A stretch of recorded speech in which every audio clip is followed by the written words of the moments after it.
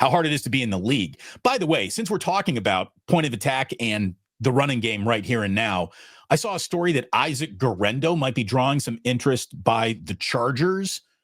I mean, this is a player that the Niners took in the 4th round last year, and after a degree of success, I think it'd just be crazy to give up on him, especially when you need to feel that Kyle Shanahan system. Year 2, you're supposed to be better than year 1. And I wouldn't get too exercised about this one. This one is, it's that time of the year. Right. The draft has happened. Football's king. People who create football media are looking for clicks and content.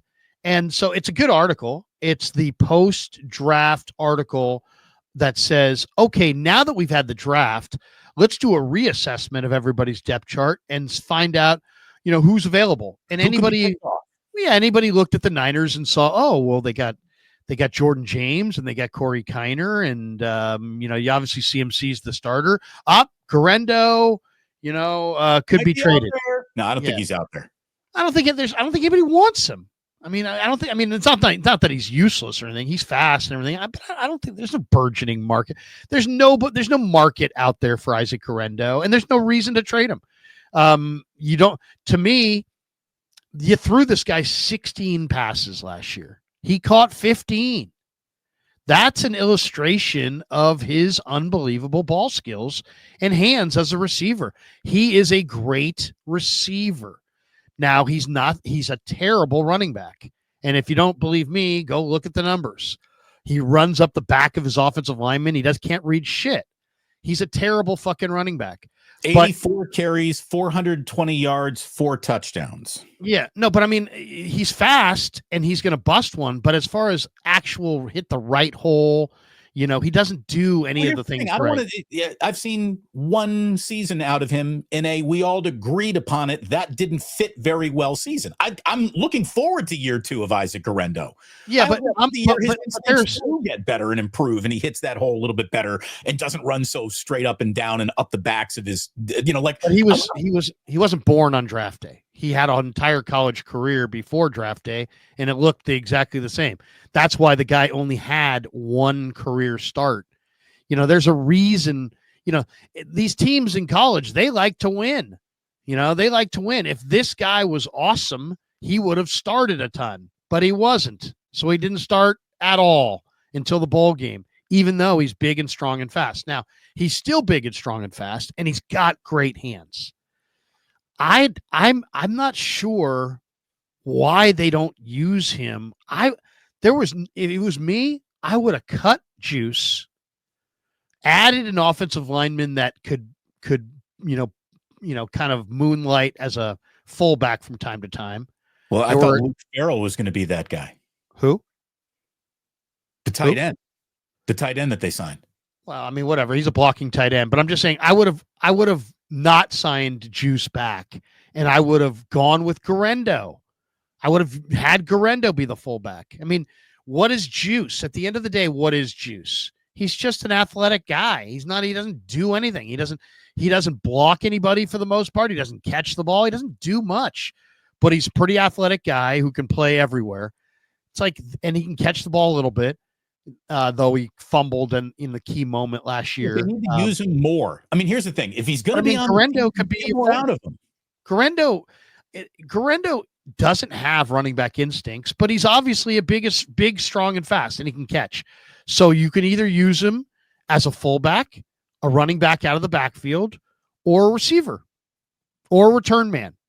And when you're that big and that fast, I think they'll work with you. But as far as, the people that were saying, dude, he's got no instincts, go look at the numbers about how, Pro PFF grades running backs and look at some of those analytical numbers, and it tells you this guy's just a fish out of water. And I like him as a talent, and I'm intrigued by him for sure. And I'd love to see the 49ers get him, Damon, isolated in open space against a less athletic defender and try to turn him into your mismatch player in the passing game.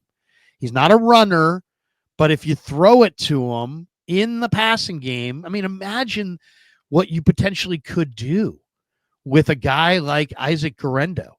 I think in some ways, if you have vision of what he can be, I think he could have value.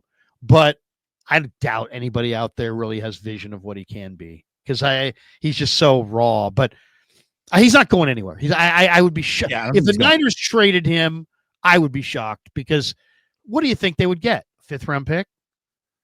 And why would you do that? Why would you trade him? Again, I'm more interested in a guy who can catch.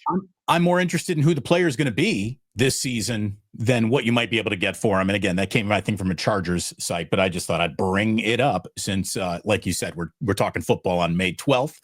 Well, those articles. You know those articles. They, hey, one guy's got to be traded from every team, and there's like 7 or 8 guys that are like, oh man, those are great ideas, and there's 3 or 4 that that ain't gonna happen.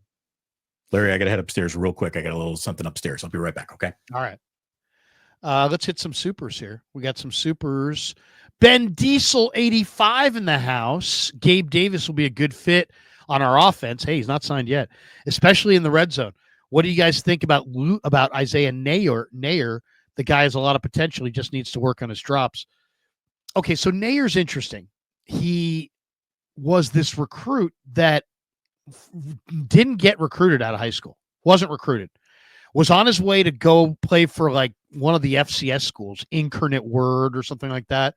And then in the 11th hour, Wyoming offered him a full ride. And so he went to Wyoming. And he played for 2 years there in Wyoming. And he had good numbers. He could really put himself on the map. Wyoming's kind of an underrated program, I think. So he goes to Wyoming, then decides, hey, look, I'm badass. Look at me. I'm going to put myself in the portal. So he puts himself in the portal. Everybody wanted him. Everybody. And now he was being like, everybody wanted him. Bama, Georgia, everybody. He signs with Texas. He immediately blows out the knee. ACL. Done for the year. Never did anything at Texas. And then basically Texas brought in Isaiah Bond, and they had a deep cupboard of receivers. And he's like, I better get out of here if I ever want to play. And he transferred to Nebraska, and he played. He was one of the receivers for Raiola, the young Nebraska quarterback, who's got a ton of talent, by the way. I was just talking about Gabe Davis.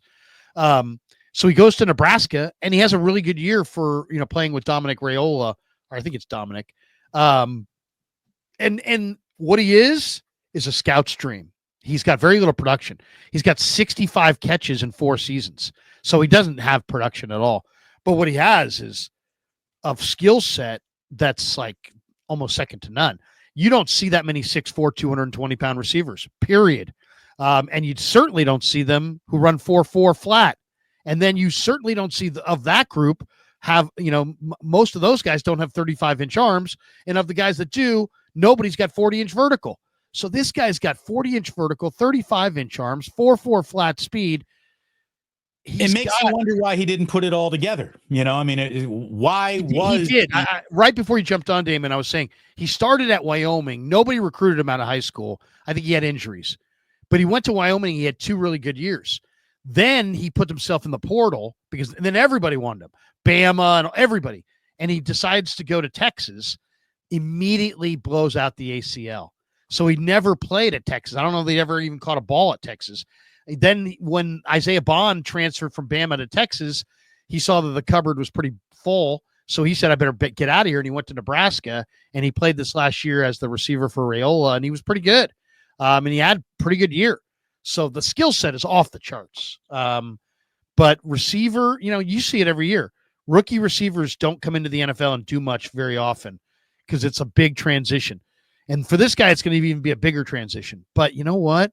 This guy's got so many traits that if he shows something this summer, this is going to be a very interesting guy this summer. If he shows absolutely nothing, I think he's cut. If he shows a little something in practice, but basically not much, I think he's practice squad. But what happens if this guy goes into the preseason and plays well and looks good? The rest of these teams are all smart enough to be able to look at this guy's profile and be like, oh, wait, 6'4", 220, 4.4 speed, 35-inch hands or arms, 40-inch vertical. Yeah, we'll take him. You know what I mean? So it'll be interesting to see if do they do what they did with Mason Pline last year, Damon, and just kind of hide him and just say, we're going to redshirt a raw player? Or do they actually put him out there and say, hey, let's see if we can use him because we don't have Ayuk and maybe he could be our sleeper. Look at it this way. You put him on your practice squad. He's got a body type that somebody's going to probably come after. Yes. Right? Yes. Somebody's going to say our receiver coach can turn Isaiah Neyor into Julio Jones. Right.